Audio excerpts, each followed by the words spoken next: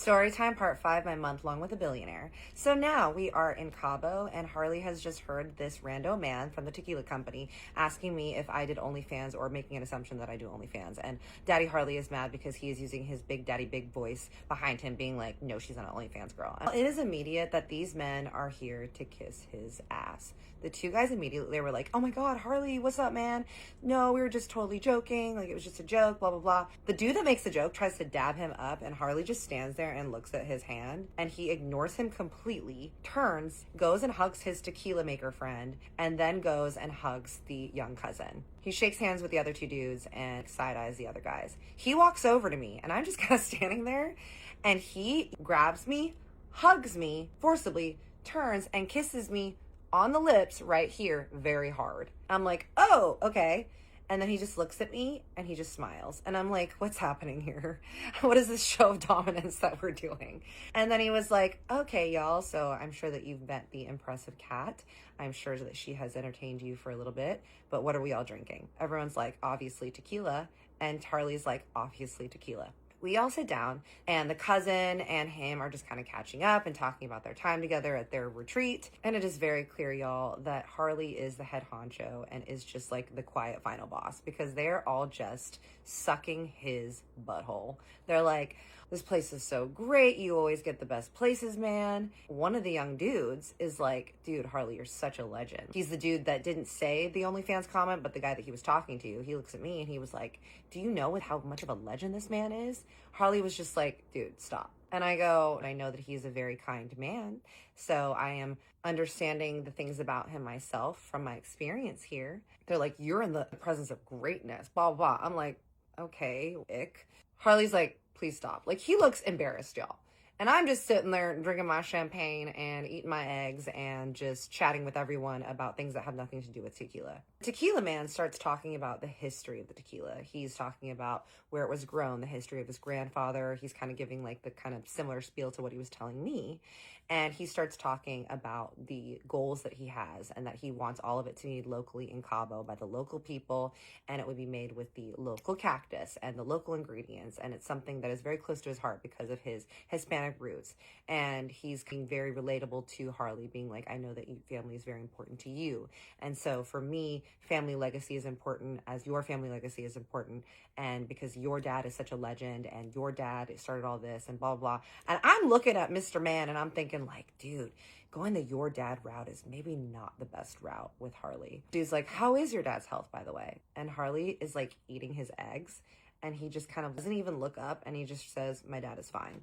And then he takes a bite again and Tequila Man's like, oh yeah, just because the cousin who knows Harley clearly knows a little bit more. So he interjects and he's just like, tell Harley more about the bottle and like where the inspiration for the look of the bottle comes from, because it was these beautiful hand blown glass bottles and the name and everything. And so the Tequila Man starts going into the depth of the name and where that came from and the history of that. And Harley is definitely responding more to that and more interested in that. Lunchtime ends, the staff is kind of cleaning up everything, and the guys, it's very clear that they want to hang out at this nice-ass villa and drink more drinks and hang out, and I get it, because I would do the same. I am doing the same. I'm just kind of like standing away from the men while they're talking about their things, because now I'm just interested and I just want to try to figure out my thoughts and how I'm feeling about the rest of this time here. So I'm just kind of standing looking out the ocean. And I just hear one of the younger guys like, oh, well, like, let's keep this party going. Like, what time are you guys leaving? Because maybe we can sit by the pool, have some more drinks. Like, I have some ideas for some other things that I'm working on. And Harley just goes, nah, it's time for y'all to leave, man. I'm like, uh-oh. The guys that say bye, I go and say bye to them as well. I do not say bye to those two rude boys, and I wave at them and they leave. Harley looks at me and he just goes, I'm gonna go take a nap. I'm like, are you okay? And he was like, yeah, I'm just gonna go take a nap. I'm like, okay.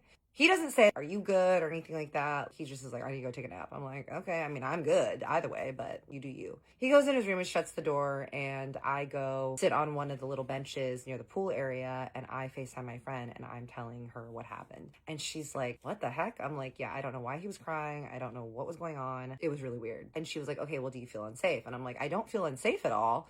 I just don't know what the deal is. And she was like, okay, well, I'm sure that you're gonna find out. I'm just kind of laying there, just chilling on my phone, looking out on the ocean, and then I hear footsteps behind me. I just hear like, you ready to go soon? I look over at Harley and he looks back to his normal, happy self again. And he was like, now that we've gotten business out of the way, sorry, we can't stay here any longer, but I really need to get back to LA. The jet is going to be coming, so we're going to go to the airport soon. Can you pack your stuff up and then we'll hop into the car and head to the airport? I was like, okay. I was trying to figure out when the time was that I was going to talk to him about his crying episode and everything, but I knew it was not the time then. So I go back to my room, I pack all my stuff, I bid the lovely staff adieu, I take one last look at this beautiful villa, and we jump into the black car and we head back to the airport. We're in there and he is on his phone and on his laptop working the whole time, not really saying a lot. We pull up to the airport, we go into the little waiting room. He's just kind of looking at me. He's like, how are you feeling? I'm like, I'm great. He's like, where are you staying right now? And I was like, oh, I was staying at that hotel. I can either go stay at my friends in Hawthorne or I might just get like another hotel or B&B. And he was like, no, nonsense, you're gonna stay with me. I'm like, what?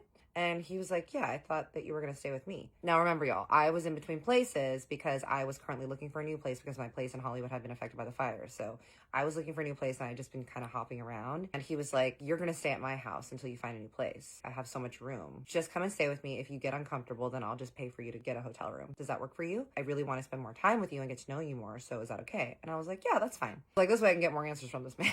The attending man comes and he's like, hey, is everyone in your party here? Are you guys ready to board? Harley's like, no, not yet. I'm like, no, not yet. As soon as he says that, I hear like, hey, man.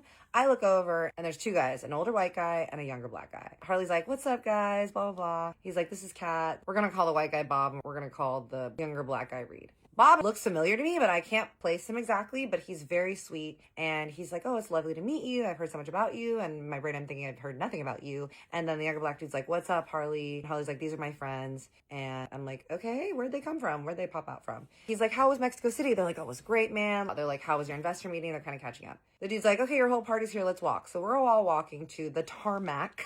Thank you, netizens, for seeing that I said tar pit in my first video. I am the queen of the Freudian slip. We get up into the private plane. Me, Harley, Bob, Reed. Reed and Harley are chatting, and Bob is like, hey, how did it go in Cabo? Like, how was the villa? I'm like, oh my God, the villa was beautiful. I was like, oh, what were you doing in Mexico City? And he was like, oh, I was filming a movie. And I was like, oh, what movie? And he was kind of telling me about it. And he was saying that he was meeting a big director. And then I realized where I recognized this man from and that he is on a series that I've actually watched. And I was like, oh, okay, now I remember this man. He's one of those actors that he's like a snap actor. Like, you wouldn't know his name by looking at him, but if you saw him, you're definitely like, oh, I've seen that man in things. Everyone's kind of chatting. And at some point, Reed and Bob are chatting across the way. Harley reaches over and just grabs my hand across the aisle. I look over at him and he smiles. And I was like, hey, are you okay? And he was like, yeah. I'm like, okay. And he was like, hey, listen, I'm sorry about last night. Once we get back to the house in LA, I will explain everything, but I have RSD. I'm like, RSD? What is that? And he goes, rejection sensitivity dysphoria. I'm like, what is that? You just can't handle rejection? And he goes, shh, look, there's other things that you need to know about me and I will tell you everything when we get back to the house, but please just don't say anything, okay? I'm like, okay. So yes, y'all, next part. How this man has RSC and how actually RSC is the least of his problems and how it affects him and all the secrets that I find out about him along the way. Plus more gifts. Stay tuned. I love you when I see you. Big hug, big kiss.